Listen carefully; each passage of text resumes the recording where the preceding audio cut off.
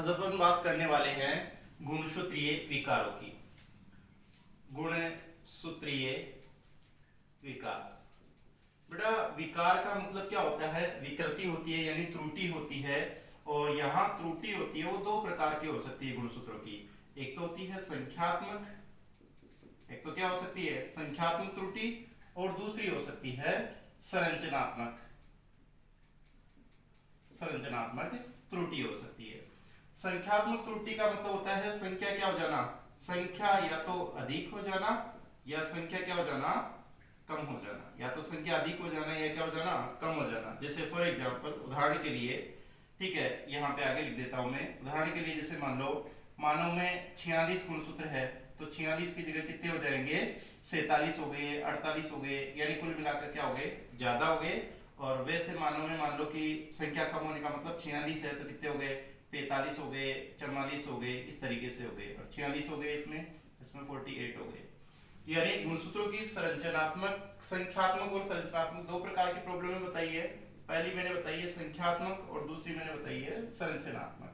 संख्यात्मक का मतलब होता है गुणसूत्रों की संख्या बढ़ जाना या घट जाना, ठीक है ना, अधिक या कम हो जाना क्या कहलाती है, संख्यात्मक विकार कहलाता है। और संरचनात्मक का मतलब होता है संरचना में परिवर्तन, ठीक है ना, संरचना में बदलाव, सिंपल भाषा में बदलाव।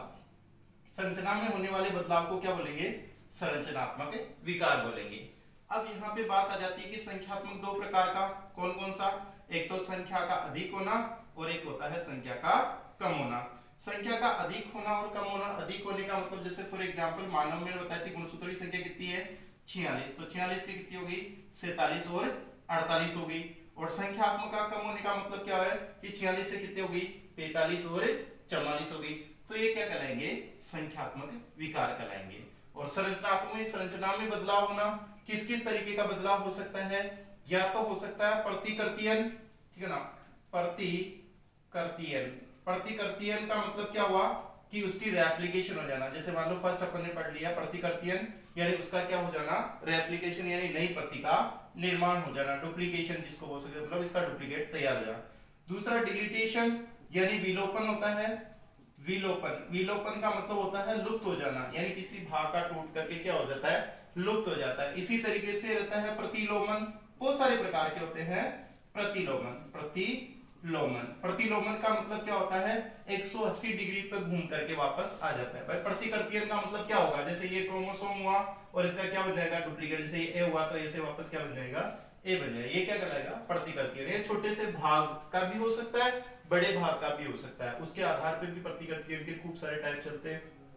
प्रतिलोमन की बात आती है, प्रतिलोमन और विलोपन की अगर बात आती है, विलोपन में क्या होगा, विलोपन में जैसे मान लो कि एक छोटा कोई गुणसूत्र ए है तो उसका कोई भाग क्या हो जाएगा, जैसे टूट जाएगा, मतलब कितना सा भाग क्या हो सकता है, विलोपित हो सकता है। गुणसूत्र का कोई भी भाग अगर टूट करके मान लो कि नष्ट हो रहा है तो वो क्या कहलाएगा, विलोपन कहलाएगा। और प्रतिलोमन का मतलब क्या हुआ, 180 डिग्री के एंगल पे घूम जाएगा। जैसे मान लो ये गुणसूत्र है, जैसे यहाँ पे क्या है, यहाँ पे मतलब जैसे कोई जुड़ा हुआ है गुणसूत्र, मान लो ए है, बी है, या इस तरीके कोई जीन है, तो वो इसके जस्ट पीछे वाले, जैसे कोई चीज यहाँ पे है, 180 डिग्री का एंगल का मतलब समझते हो, जैसे मान लो कि एंगल गुण, जैसे कोण जिसको हो सकते हैं, ये हो गया, ये 90 डिग्री का हो गया, ठीक है ना। और इस तरीके से लेते हैं तो 120 डिग्री का, फिर इसके बाद में कितना है, 180 डिग्री का। 180 डिग्री का मतलब क्या होती है, सीधी लाइन। ये जो कोण होता है वो क्या होता है, 180 डिग्री का होता है। यानी कोई चीज जस्ट आगे और जस्ट पीछे आ जाए, जैसे यहां से घूम करके, जैसे यहां से ये डिस्प्लेसमेंट होकर कहां जाए, यहां जाए, तो ये क्या कहलाएगा, प्रतिलोमन कहलाएगा। एक स्थानांतरण भी होता है, ठीक है ना, ट्रांसलोकेशन भी होता है, ट्रांजिशन भी होता है। ट्रांसलोकेशन बहुत सारे प्रकार चलते हैं, ट्रांसलोकेशन या ट्रांजिशन भी होता है, छोटे लेवल पे भी होता है, बड़े लेवल पे भी होता है, ठीक है ना। या यू कह सकते हैं प्रतिस्थापन भी हो सकता है, जैसे मान लो प्रतिस्थापन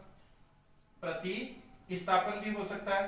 प्रतिस्थापन का मतलब क्या हुआ, यहाँ का टुकड़ा, जैसे प्रतिस्थापन में जैसे मान लो इसका टुकड़ा इस पे और इसका टुकड़ा इस पे चला गया, तो वो क्या हो जाएगा, प्रतिस्थापन, डिस्प्लेसमेंट हो जाएगा। यानी इसका कुछ भाग यहाँ पे, यहाँ वाला यहाँ पे प्रतिस्थापित हो गया, तो ये रहता है प्रतिस्थापन। तो इस तरीके से संरचना में भी क्या आ जाते हैं, बदलाव आ जाते हैं। इसमें संख्या तो निश्चित रहती है, लेकिन संरचना क्या हो जाती है, विकृत हो जाती है। जैसे मान लो कि इसका भाग टूट करके इधर गया या इसका भाग टूट करके इधर गया, तो संख्या में ज्यादा परिवर्तन नहीं, किसमें होता है, संरचना में बदलाव होता है। संख्या वाले आपके थोड़े से डिटेल से दे रखे हैं, जो संख्यात्मक है वो दो प्रकार के आपके बता रखे हैं, ठीक है।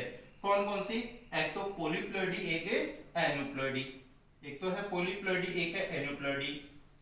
पॉलीप्लॉइडी पॉलीप्लॉइडी बता रखी है, और दूसरी होती है एन्यूप्लॉइडी। एन्यूप्लॉइडी, पॉलीप्लॉइडी और एन्यूप्लॉइडी को समझते हैं। पॉलीप्लॉइडी, ठीक है ना, क्या बोलते हैं हिंदी में इसको, बहुगुणिता, बहुगुणिता बोलते हैं। और एन्यूप्लॉइडी को क्या बोलते हैं, असुगुणिता, असुगुणिता, क्या बोलेंगे, असुगुणिता। और पॉलीप्लॉइडी को क्या बोलेंगे, बहुगुणिता। होती किसकी वजह से है, ये और ये किसकी वजह से होती है। पॉलीप्लॉइडी होती है गुणसूत्रों का, जैसे एक तो होता है विसंयोजन, एक होता है कैरियोकाइनेसिस। गुणसूत्रों का विसंयोजन की त्रुटि है, विसंयोजन त्रुटि। विसंयोजन त्रुटि का मतलब समझे आप, कि गुणसूत्रों का विसंयोजन सही नहीं हो पाने का कारण क्या हो जाता है, एक गुणसूत्र में, ठीक है ना, एक जो गुणसूत्र होता है, एक गुणसूत्र क्या हो सकता है, कम या अधिक हो सकता है। एक गुणसूत्र की जो त्रुटि है वो किसके कारण हो रही है, गुणसूत्रीय विसंयोजन के कारण। और इसमें क्या होता है, सेल डिवीजन के बाद कैरियोकाइनेसिस, कैरियोकाइनेसिस, कैरियोकाइनेसिस की त्रुटि होगी, कैरियोकाइनेसिस की त्रुटि होगी। इसका मतलब एक जोड़ी जो गुणसूत्र है, ठीक है ना, एक जोड़ी गुणसूत्र, इसकी बाधा यानी या तो रहेगी अधिक और यह क्या रहेगी, कम रहेगी। असुगुणिता थोड़ी सी की है, केवल एक गुणसूत्र। पोली, बहु, बहु का मतलब एक से ज्यादा, यानी जोड़ी के रूप में, जोड़ी के रूप में कमी है ज्यादा।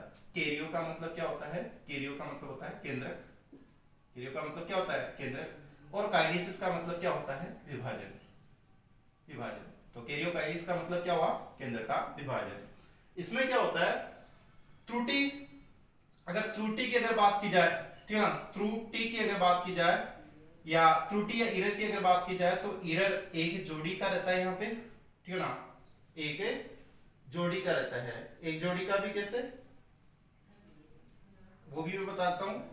इसमें क्या होगा, ये दो प्रकार का होगा। कौन कौन सा, जैसे मानव में क्रोमोसोम नंबर क्या हो गया, 2n हो गया। और 2n का अगर अपन देखते हैं, 2n या तो रहेगा -2 रहेगा, या रहेगा 2n + 2 का रहेगा। और ये जो रहेगा ये भी दो प्रकार का है। कौन कौन सा रहेगा, 2n -1 या 2n + 1 का रहेगा। 2n - 2 का मतलब क्या हुआ, कि 2n का मतलब तो होता है 46 क्रोमोसोम। जैसे ह्यूमन की बात करें, मानव की बात करें, यहाँ पे भी 2n का, सबकी जगह 2n का मतलब क्या हो जाएगा, 46 हो जाएगा। 2 का मतलब हो गया एक जोड़ी गुणसूत्र, दो हो गए ना गुणसूत्रों की संख्या, यहाँ पे भी एक जोड़ी, यहाँ पे एक गुणसूत्र या एक गुणसूत्र। जैसे मान लो फॉर एग्जांपल 46 - 2, यानी इसको दूसरे तरीके से कैसे लिख सकते हैं, 2n, ठीक है ना, 2n - एक जोड़ी, ऐसे लिख दो, कोई दिक्कत है क्या, 2n - एक जोड़ी। और लिखना चाहो तो ऐसे भी लिख सकते हो, 46 - एक जोड़ी, एक जोड़ी, कोई दिक्कत नहीं है। ऐसे भी लिख सकते हो 46 - 2, ऐसे भी लिख सकते हो, ठीक है ना। और 46 में से 2 गएंगे तो वैसे ही कौन से बचेंगे, कितने बचेंगे यहाँ पे, 44। इस तरीके की प्रॉब्लम होगी, समझ पा रहे हो, जैसे मैंने उदाहरण दिया है, इस तरीके से सिंपल तरीके से आप लोग इसको समझ सकते हो। यानी कुल मिलाकर के यहाँ पे, यानी ये इस तरीके की त्रुटि होगी।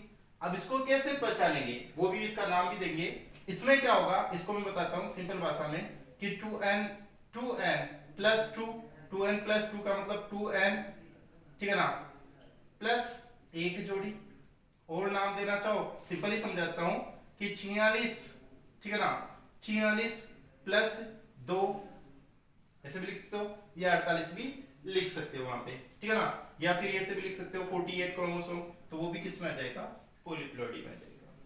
जो एन्यूप्लॉइडी रहेगी, इसमें क्या रहेगा, 2n - 1, या इसको दूसरे तरीके से लिख सकते हैं 46 - 1, ठीक है। और यहाँ पे इसको कैसे लिख सकते हैं, 2n + 1 को कैसे लिख सकते हैं, 2n + 1 को कैसे लिख सकते हैं, कि या तो लिख दो 46 + 1, यहाँ पे कितने आ जाएंगे, 46 + 1 का मतलब कितने हो गए, 47 हो गए, और यहाँ पे कितने हो गए 46, -1 का, या -1 है, -1 का कितना हो जाएगा 45 हो जाएगा, और नीचे वाले में 46 + 1 कितना हो जाएगा 47 हो जाएगा।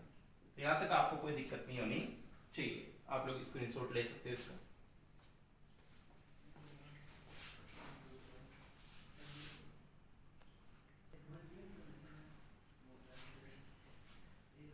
ये नोट हो गया।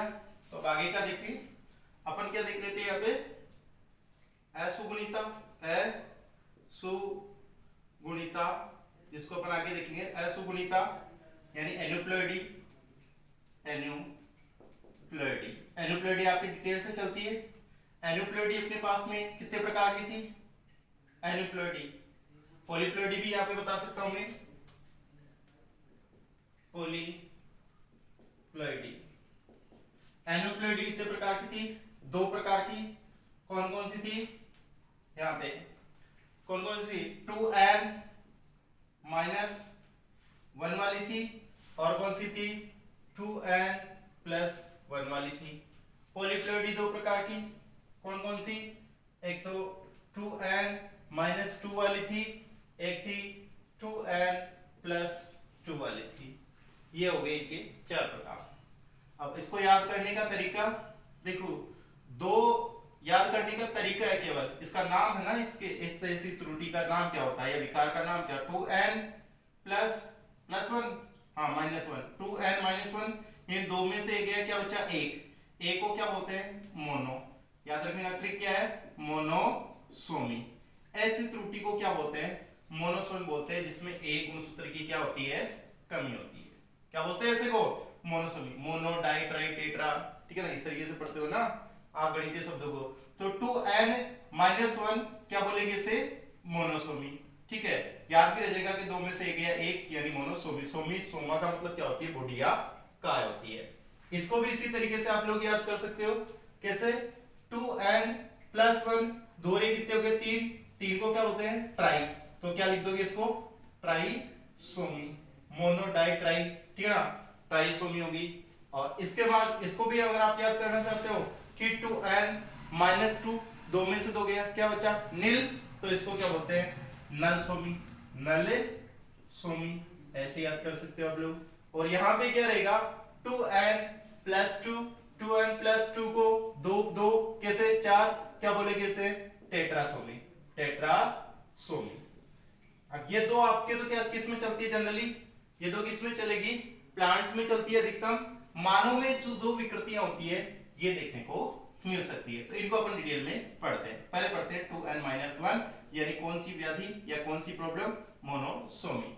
मोनोसोमी का मतलब क्या होता है, ये तो आप लोगों को समझ में आ गया कि 2 में से यानी 2n यानी द्विगुणित अवस्था। 2n को क्या बोल सकते हैं अपन, द्विगुणित अवस्था, द्विगुणित अवस्था, द्विगुणित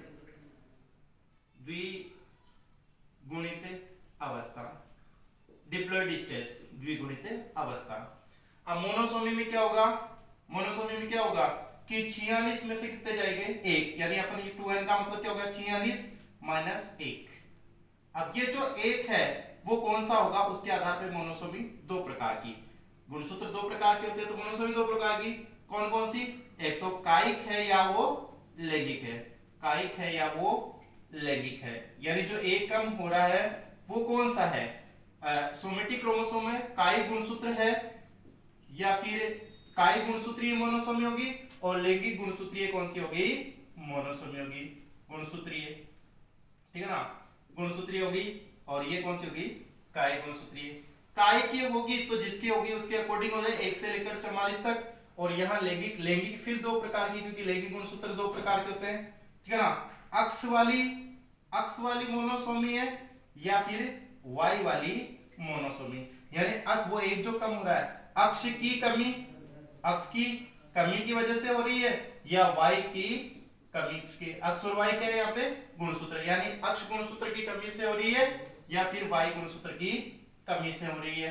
अपने यहाँ पे कौन सी देखेंगे आपके सिलेबस में, वो कौन सी है, अक्ष की कमी वाली।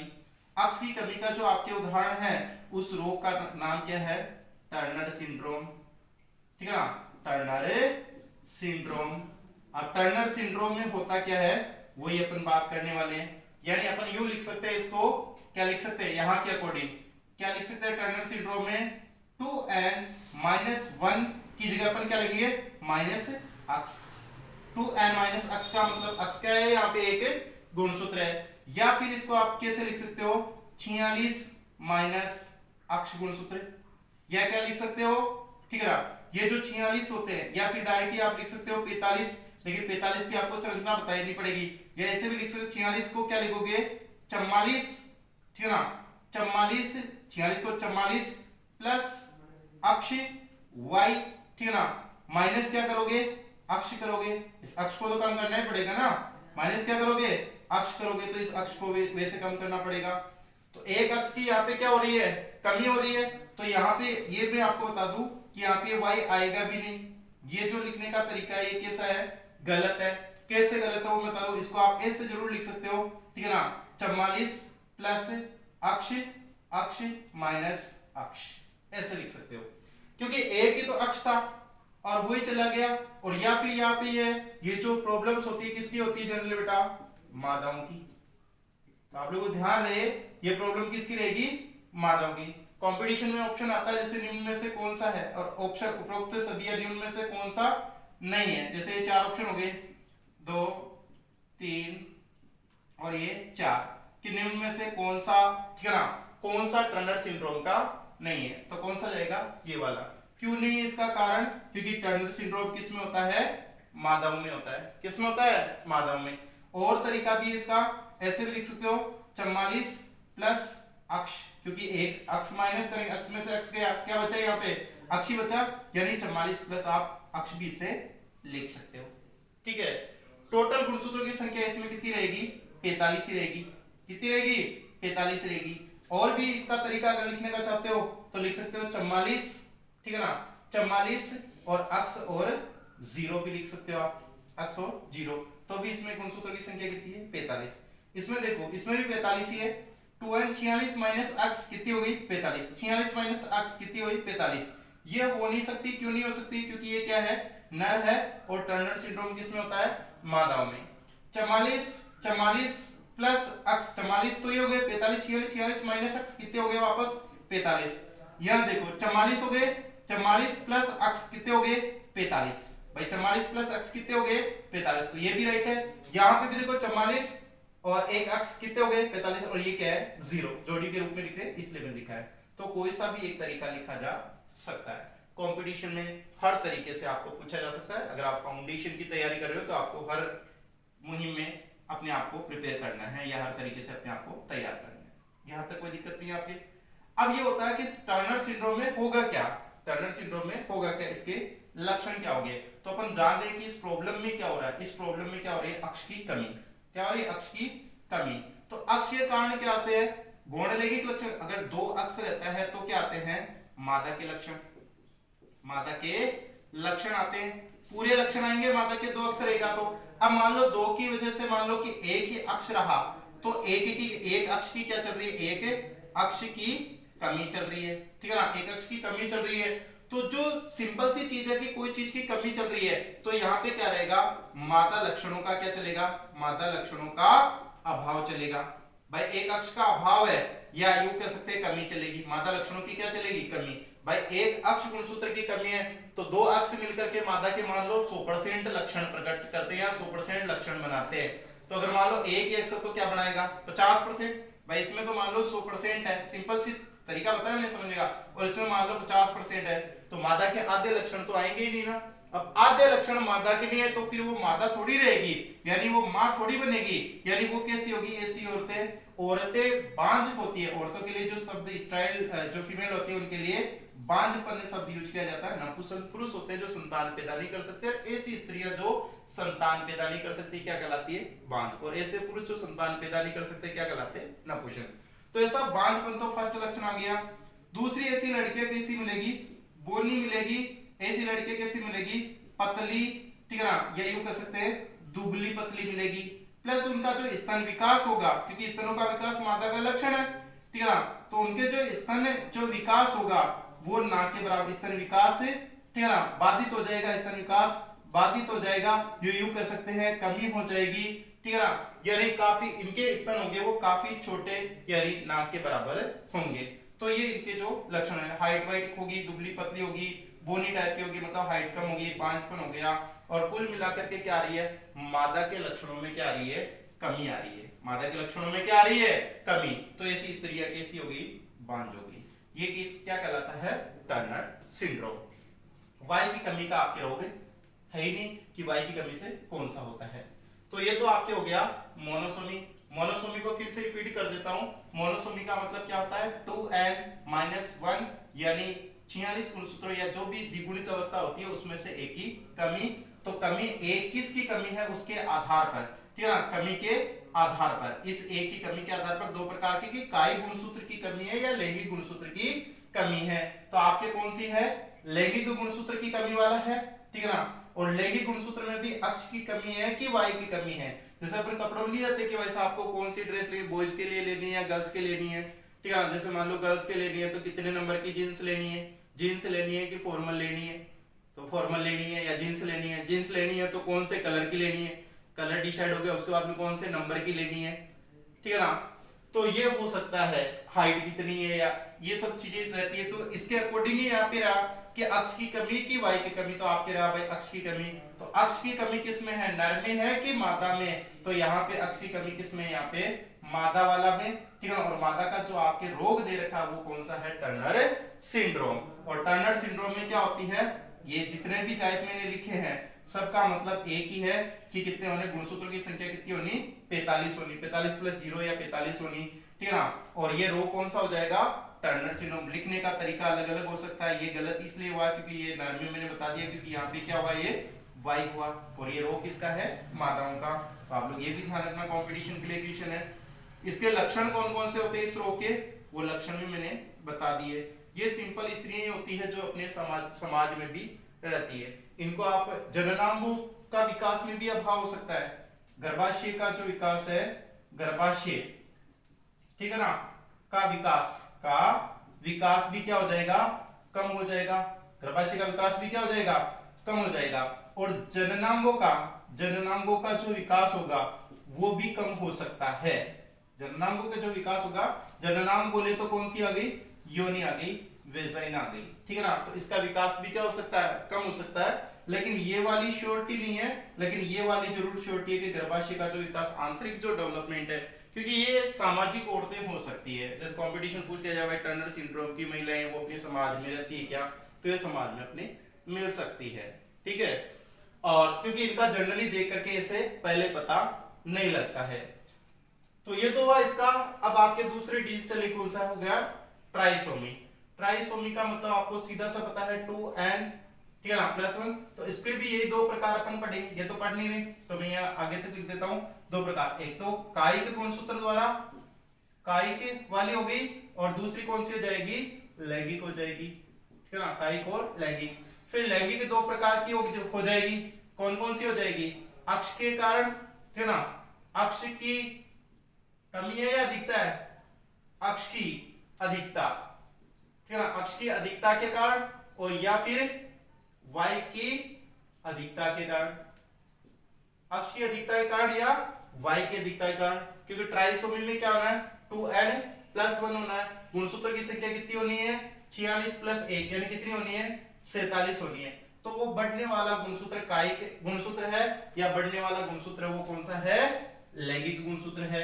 यानी 2n+1 हो रहा है, यानी 46 मानव के अकॉर्डिंग पढ़ेंगे अपन, 46 माइनस प्लस जो हो रहा है उसके आधार पे दो प्रकार के, ये प्लस कौन सा हो रहा है, कायिक गुणसूत्र हो रहा है, सोमेटिक हो रहा है या लैंगिक। कायिक कितने होते हैं, 44। तो 44 में से 1 2 3 4 5 6 7 8 9 10 कौन सा हो सकता है, आपके सिलेबस में 21वां,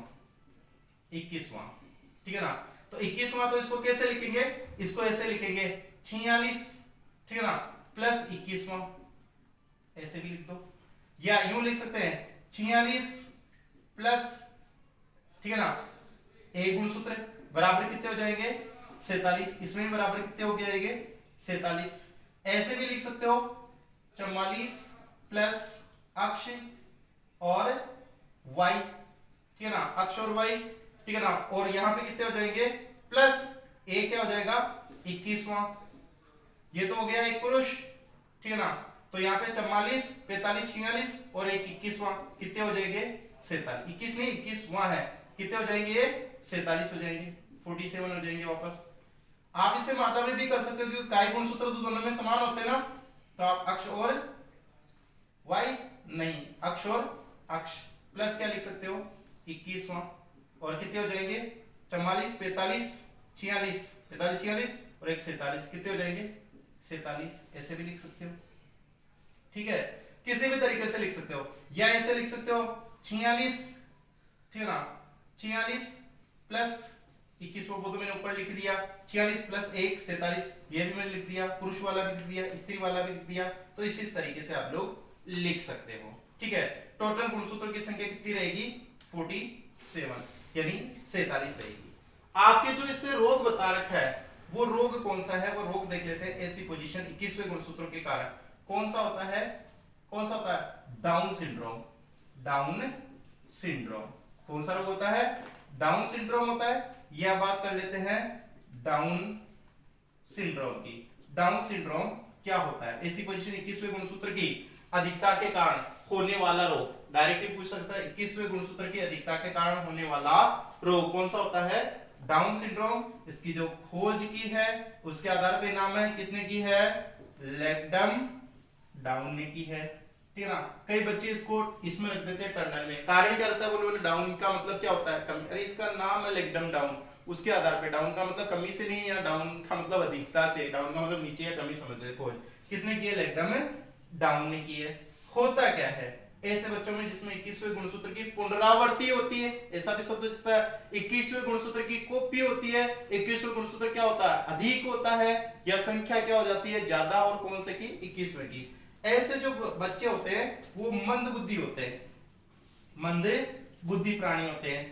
मंद बुद्धि प्राणी कैसे कि इनका जो सिर होता है, सिर कैसा रहेगा इनका मोटा रहेगा, हथेलियों में पोलकिज में, जैसे हथेलियां रहेगी उसमें पोलकिज में, यानी छोटी अंगुलियां, अंगुलियां कैसी रहेगी उनकी अंगुलियां कैसी रहेगी छोटी रहेगी, छोटी अंगुलियां रहेगी। और हथेली में क्या होगा हथेली में पोलकिज्म रहेगा, हथेली में पोलकिज्म रहेगा। और मुंह गोल रहेगा, मुंह कैसा रहेगा मुंह है गोल रहेगा, मुंह गोल, मुंह का मतलब पोस्ट इस तरीके से, सुअर क्या है इस तरीके से गोल रहेगा। आजकल जो सेल्फी लेते हैं ना उस वक्त करते हैं सेम बिल्कुल वैसे ही, ठीक है ना। मुंह कैसा रहेगा गोल रहेगा, आगे से यहां से मुंह गोल रहेगा, सिर मोटा रहेगा, अंगुलियां छोटी रहेगी, मुंह गोल रहेगा, हथेलियों में क्या रहेगी पोलकिज्म रहेगी, जीभ में खांच, ठीक है ना। जीभ में दरार, या तो बोल दो दरार या क्या बोल दो खांच, जीभ में दरार या खांच रहती है। तो इस तरीके से ये मंद बुद्धि बालक तैयार हो जाते हैं। कौन से रोग के, ये मिल भी जाएंगे आपके इन्वायरमेंट में, मोटा समाता का, छोटी छोटी अंगुड़ियां, विकराल गबराल देख रखा है ना, हाँ तो वो गबरू स्टाइल का, गबराल जो नहीं होते गबरू उस जैसा ही, ठीक है ना, वैसा ही होता है ये जनरली। फिर आपके ये तो हो गया कौन सा कायक, फिर से रिपीट कर देता हूं, ठीक है, कि 2n+1 यानी कौन सी है ये ट्राइसोमी 46 प्लस 1 यानी 47 होने। 47 कौन सा है, 47 जो बढ़ रहा है वो कायिक गुणसूत्र है या लैंगिक गुणसूत्र है, कौन सा है यहाँ पे कायिक गुणसूत्र। और कायिक में कौन सा है 21वां गुणसूत्र है। रोग क्या कहलाएगा डाउन सिंड्रोम। पोजीशन क्या होगी 46 प्लस 21 47 हो गई, ये वाली आप लोग कर ही लोगे। इसमें डाउन सिंड्रोम की खोज किसने की है लेगडम डाउन से। और 21वें गुणसूत्र की पुनरावृत्ति या कॉपी या अधिकता के कारण होने वाला रोग है। रोग में लक्षण क्या होते हैं मंदबुद्धि, सिर मोटा, अंगुलियां छोटी, जीभ में दरार या कांच, ठीक है ना, हथेलियों में पोलकिज्म, मुंह गोल और मंदबुद्धि बालक होता है। तो ये कौन सा रोग हो गया डाउन सिंड्रोम। और देखते हैं किसके कारण, अक्ष की अधिकता या वाई की अधिकता के कारण। जनरली जो रोग है एनसीईआरटी में तो अक्ष की गुणसूत्र अक्ष की अधिकता के कारण है, आरबीसी किताबें चलती है उसमें वाई गुणसूत्र की अधिकता के कारण भी रोग मिल जाएंगे। आपको जानना है यहाँ पे कौन सा अक्ष की अधिकता के कारण। इसका मतलब क्या हो गया कि 46 सिंपल सा मतलब 46 प्लस क्या हो गया अक्षी लिखो गया, गुणसूत्रों की संख्या कितनी होनी है 47 ही होनी है, ठीक है ना। और ऐसे रोग का नाम अधिकता अक्ष की है ना 46, तो ये जो रोग होगा, ये जो रोग होता है वो किस में होता है जनरली नर के अंदर। किसके अंदर? नर के अंदर। और इस रोग का जो नाम है वो है क्लाइनफेल्टर ठीक है ना सिंड्रोम। क्लाइनफेल्टर सिंड्रोम क्या नाम हो गया? क्लाइनफेल्टर सिंड्रोम हो गया। रोग का नाम क्लाइनफेल्टर सिंड्रोम। बोलो देखिए एक बार, हाँ Klinefelter syndrome. Klinefelter syndrome, Klinefelter syndrome किसका नाम है? रोग का, डिजीज का। और ये किस में होता है? जनरली नर में, ठीक है ना, नर में होने वाला रोग है। अब इसमें क्या होगा? व्याधि या प्रॉब्लम, रोग बोल दो, सिंड्रोम बोल दो, व्याधि, विकृति, प्रॉब्लम एक ही बात है। तो इसमें क्लाइनफेल्टर सिंड्रोम में क्या रहेगा कि जैसे 46 है, 46 में से क्या आ जाएगा? प्लस क्या आ जाएगा? एक अक्ष, गुणसूत्रों की संख्या कितनी हो जाएगी? 47। अब नर का है, फिक्स है, तो अपन ये नहीं लिख सकते, ठीक है ना, ये तो लिख सकते हैं, कौन सा लिख सकते हैं कौन सा नहीं लिख सकते ये भी बता दो। 44 प्लस अक्ष y प्लस अक्ष लिख सकते हैं नहीं लिख सकते? 44, 45, 46 और 47 कितने हो गए? 47। लेकिन ये लिख सकते हैं कि नहीं लिख सकते? प्लस अक्ष अक्ष प्लस अक्ष, ये भी तो 47 ही हो रहे। देखो 44, 45, 46 और 47 हो रहे ना। लेकिन ये ऐसा ही है कि निम्न में से कौन सा नहीं है, तो ये वाला जाएगा निम्न में से कौन सा नहीं है। ये नहीं हो सकता क्योंकि ये क्या है? मादा। ये क्या है? मादा है, तो ये मादा में हो नहीं सकता। और फिर अगर नेक्स्ट ऑप्शन लेना चाहें तो और भी तरीके से इसको ले सकते हैं, ठीक है। 44 प्लस ये कोई सा भी ले सकते हैं इस तरीके से। 46 प्लस जैसे आपने लिखा सिंपल सी ये है ना, 46 प्लस अक्स कितने हो गए? 47। या फिर 44 प्लस अक्स वाई प्लस अक्स कितने हो गए? 47 हो गए। यानी गुणसूत्रों की संख्या कितनी रहेगी? 47 रहेगी। और अधिकता किसकी रहेगी? यहाँ पे अधिक कौन हो रहा है? अधिक कौन हो रहा है? अधिकता किसकी रहेगी? अधिकता किसकी रहेगी? एक अक्ष गुणसूत्र की अधिकता रहेगी। रोग का क्या नाम पढ़ा आपने? Klinefelter syndrome. कौन सा सिंड्रोम है? इसे बोलेंगे डाउन सिंड्रोम। गुणसूत्रीय होने वाले रोगों को जनरली किस नाम से जान रहे हैं? गुणसूत्रों के सिंड्रोम के नाम से जान रहे हैं, ठीक है ना। तो यहाँ पे तो अपने कौन सा देखो? Turner syndrome. यहाँ कौन सा रहा? Down syndrome. और यहाँ पे कौन सा रहा अपने पास में? Klinefelter syndrome. क्लाइनफेल्टर सिंड्रोम में क्या होगा कि एक अक्ष, देखो नर की पोजीशन क्या होती है? अक्ष और y रहती है 44 प्लस, ठीक है ना, 44 प्लस अक्ष और y। एक अक्ष अधिक है। अक्ष क्या? अक्ष जनरली किसके लिए माना जाता है? मादा लक्षणों के लिए माना जा रहा है। पहले से जितना अक्ष नर को चाहिए उतना तो है, लेकिन उसके ऊपर मान लो कि एक्स्ट्रा अक्ष है, जैसे इसको ऐसे भी लिखा जा सकता है, या फिर इसको 44, ठीक है ना, प्लस, ठीक है ना, प्लस क्या लिखा सकता? अक्ष अक्ष y ऐसे भी लिखा जा सकता है। दो अक्ष आ गए ना इसमें। अब पहले एक अक्ष में क्या है? मादा लक्षण है। अब सोचो कि वो नर है, और नर में क्या जाएंगे भाई? इस चीज को समझो, क्लाइनफेल्टर सिंड्रोम किस में हो रहा है? नर में हो रहा है। और अक्ष अधिक हो रहा है। अक्ष जनरली किसका अपन मानते हैं? मादा का मानते हैं। तो यहाँ पे मादा लक्षण क्या हो जाएंगे? नर के अंदर। और होता किसमें? नर में। फिक्स हो गया ना, ये होता किसमें? नर में। तो ये तो हो गया, यहां तक तो हो गया नर, ठीक है ना। यहाँ पे तो क्या हो गया? नर। और ये क्या किसका द्योतक है? यहाँ पे मादा लक्षणों का। इसका मतलब प्राइमरी रूप से तो ये क्या है? नर है। पूछा हुआ भी है कि क्लाइनफेल्टर सिंड्रोम में, ठीक है ना, प्राथमिक रूप से, ये प्राथमिक रूप से, या यूं कह सकते हैं किसमें होता है? या तो बोलो प्राथमिक रूप से, या इस तरीके से पूछा जाए ये कौन से होते हैं? नरों में होने वाला रोग होता है, ठीक है। तो इसमें क्या होगा? यानी नर के अंदर क्या आ गए? मादा लक्षण। और मादा लक्षण आने को क्या बोलते हैं? गायनेकोमेस्टीज।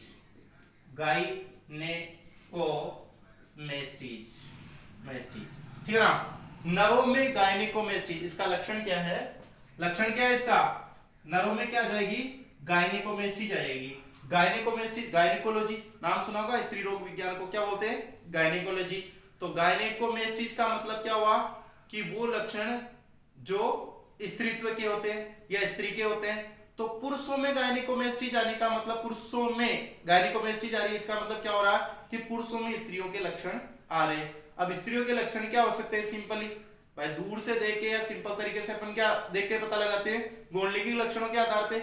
और लक्षण तो अपन को दिखे या नहीं दिखे, बाल वाल वगैरह तो लड़के लड़कियों का आपको पता आजकल, ठीक है ना, हाँ बराबर से ही होते हैं। लेकिन स्तन देख करके तो सिंपली पता लगाया जा सकता है, ठीक है ना। तो गायनेकोमेस्टीज का मतलब यह क्या आ गया? स्त्रीत्व लक्षणों का प्रकटन। स्त्रीत्व लक्षण, ठीक है ना, स्त्रीत्व लक्षण। पुरुष में, नर में स्त्रीत्व लक्षणों का प्रकटन क्या हो गया, गायनिकोमेस्टीज। क्या हो जाएगा, नर में स्तन विकास, नर में स्तन विकास हो जाएगा, ठीक है ना, नर में स्तन विकास हो जाएगा। गायनिकोमेस्टीज में शायद आप लोगों को स्पष्ट हो गया होगा कि ये क्या है, स्तन विकास होना। कुल मिलाकर के ये क्या कहलाएंगे, गे कहलाएंगे, यानी कि नर कहलाएंगे। और ऐसे नर कैसे होते हैं, नपुंसक होते हैं। नपुंसक का मतलब आप समझ गए, नपुंसक मैंने बताया था कि जो पुरुष संतान पैदा नहीं करते क्या कहलाते हैं, नपुंसक कहलाते हैं। और जो स्त्रियां संतान पैदा नहीं करती क्या कहलाती है, बांझ कहलाती है। तो ये पुरुष कैसे होंगे, जनरली नपुंसक होंगे। तो यहां तक आपको कोई दिक्कत नहीं होनी चाहिए। और कौन होते हैं, जो गे होते हैं, कीनर होते हैं, ठीक है ना, कीनर होते हैं, जनरल कीनर के नाम से जानते हैं उनको, हिंजड़े ताली बजाने वाले, अब तो समझ गए। तो वो होते हैं ये या कीनर होते हैं, जो जनरली क्या होते हैं, नपुंसक। इनमें भी जननांगों वगैरह का विकास का क्या रहेगा, अभाव रहेगा। आपने उनमें एक चीज नोटिस भी की होगी, प्राइमरी रूप से वो जो गे होते हैं, वो क्वेश्चन ये भी हो सकता है, कीनर प्राइमरी रूप से कैसे होते हैं, प्राइमरी रूप से वो कैसे होते हैं, नर होते हैं। क्यों, आपने उनके दाढ़ी मूंछ देखी होगी, उनमें क्या होती है, दाढ़ी मूंछ होती है। उनके बॉडी में एंड्रोजन हार्मोन्स भी रहता है, मतलब उसके हाथ पैरों पे बाल वगैरह भी रहते हैं, दाढ़ी मूंछ भी रहती है। तो ये क्या है, ये एक पुरुष के लक्षण है।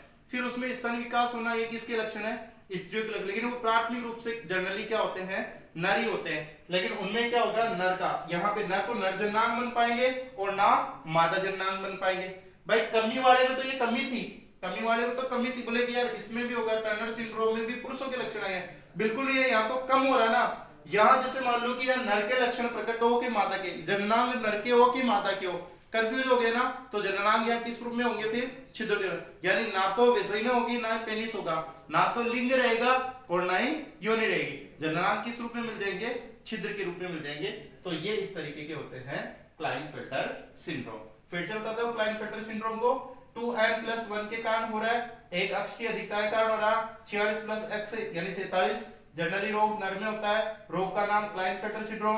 प्राथमिक रूप से ये लोग कौन होते हैं, नर होते हैं। 46+ अक्ष बोले तो 47 हो जाते हैं। जो अक्ष गुणसूत्र होता है उससे मादा के लक्षण आ जाते हैं, और नरों में मादा के लक्षण आने को गायनेकोमेस्टीज बोलते हैं, यानी नर में स्त्रीत्व लक्षणों का प्रकट होना। और नर में क्या होने लग जाए, स्तन विकास, और इससे नर कैसे होते हैं, नपुंसक या गे होते हैं। ये सिंपली जो नलसोमी और जो टेट्रासोमी है, ये जनरली प्लांट्स में या पादपों में अधिक देखने को मिलती है। पादपों में होने वाले जनरली ये रोग हो गए, जिसमें एक एक जोड़ी गुणसूत्रों का क्या रहेगा, ज्यादा या कम होगा। ये जो आपके सिलेबस में थे 12th क्लास के में, वो जनरली मैं बता चुका हूं। आपको इसमें भी किसी प्रकार की प्रॉब्लम से डाउट है तो आप पूछ सकते हैं, बाकी आप इसका स्क्रीनशॉट ले सकते हैं। और इसी तरीके से हमारी वीडियो पे बने रहिए। धन्यवाद।